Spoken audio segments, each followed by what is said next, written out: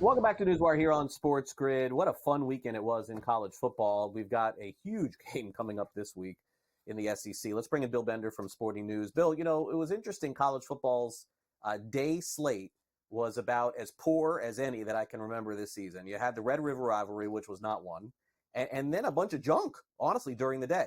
And then we got to the night, and my gosh, was this the most insane Saturday night between Ohio State and Oregon, LSU in their game, I believe it was against Mississippi, the Gators against Tennessee going to overtime. There were so many Penn State, USC later in the day as well. I mean, I didn't know which way to go. I was like flipping. Oh, should I go here? Should I go there? And then some of the games were running over. I couldn't find the games. I mean, it was a fantastic weekend of college football, but all really within the same 2-hour window. Yeah, I had 3 TVs on too, and even baseball on. So I was all over the place and trying to figure out the remote controls. But once it got to that night window, you're absolutely right. And something to keep in mind, with these top 5 games, we've seen it with Alabama, Georgia. We've seen it with Ohio State, Oregon. Could see it with Texas, Georgia this week. Watch the overs. These are high-scoring games. We can talk about how much we love a team's defense, but these teams are getting up and down on each other. Yeah, they are. And again, the end to that Ohio State-Oregon game is all that's being talked about, and probably fair enough for good reason. First, of course, with Oregon putting 12 men on the field, I mean, the competition committee is going to have to look at this because every other team is going to try and do shenanigans like this at the end of the game.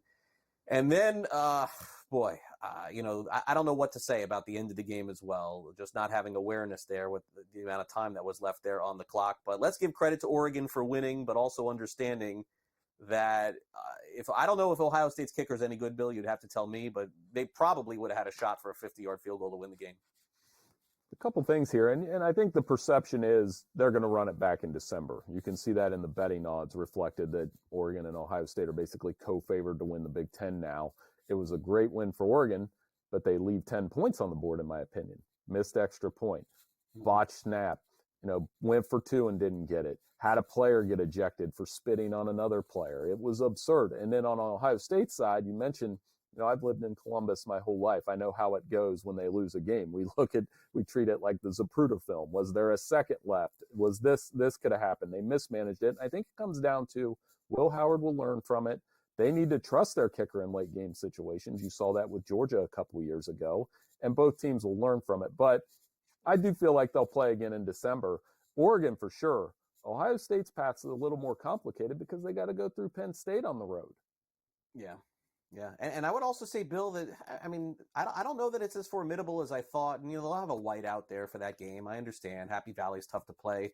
But I got to tell you, of all the teams near the top, Bill, I'm least impressed with Penn State. It seems like they're down to the wire in so many of these games. And you know what happens in college football like this. Eventually they get bit in the fourth quarter. I think they're fortunate to be where they are. Well, just the same, to come back from 20-6 on the road at USC, and we talked about that Pac-12 cross-country trend with the old Pac-12 schools last week. They were able to go out and get the win. I think Tyler Warren is a guy to watch, this tight end. He reminds me of Mark Bavaro. I get that that's a dated reference, but you remember the Giants tight end that dragged defenders forever. That's this guy. He's unguardable, and Drew Aller played through the mistakes. So it sets up November 2nd, provided Penn State takes care of their business. They'll get Ohio State at home. They haven't beat the Buckeyes since 2016, a game that they won on a legendary blocked field goal by Grant Haley. And that will be that moment, Craig, where we really find out.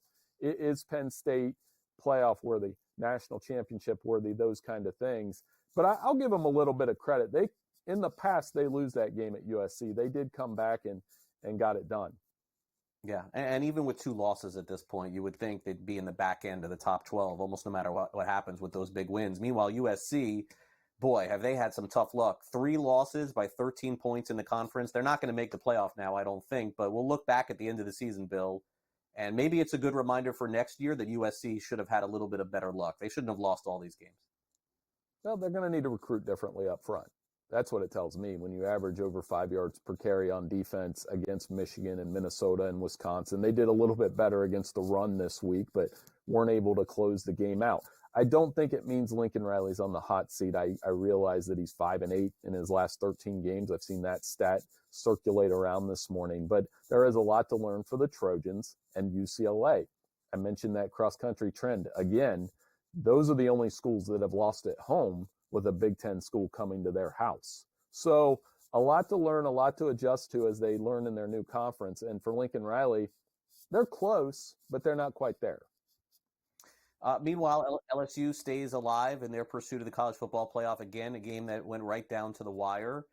They're plus 165 right now to make the college football playoff. Mississippi on the outside looking in, they're about 2-1. I mean, Bill, Tennessee, I watched that game against the Gators. The Gators should have won that game. I mean, that was as ugly mistake performance game as I can ever recall. The only thing I would say that's positive about Tennessee here, and then we can get it to LSU and Ole Miss, is that Tennessee hasn't had these blips yet this season. Every team's going to have one. I'm sure the Volunteers are hoping that that was the only one. We'll learn all we need to know about them this weekend against Alabama. I mean, are they a true playoff contender? Will they trust Nico Iamaleava to throw the ball down the field, or will they play one hand behind their back? I mean, Alabama has flaws too. This was supposed to be a top 5 showdown. Now it's not an elimination game, but it's a game between two one-loss teams who aren't perfect at all. Alabama got lucky, quite frankly, against South Carolina. That makes that game that much more interesting. Yeah, no, they did. And I think that game this week, certainly Georgia taking on Texas. When we have Bill, we'll have you on later in the week. We'll preview all the games. Thanks again for coming on NewsWire. Yeah, that was a lot of fun. And yes, a lot to get into. I appreciate it.